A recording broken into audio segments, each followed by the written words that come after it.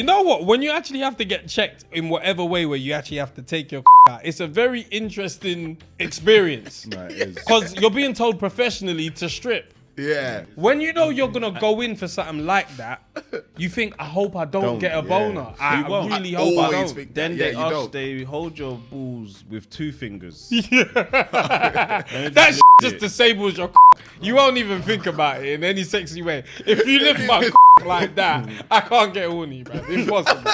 That's professional. And say cough. I still to this day don't know what that test, man.